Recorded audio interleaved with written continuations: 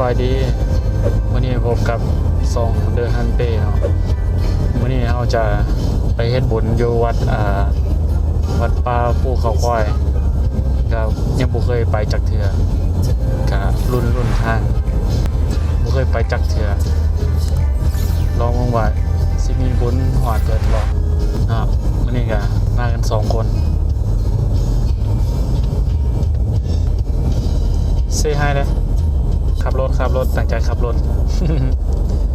อ่ะเป็นยังไงไปเจอกันอยู่วัดเลยเด้อไป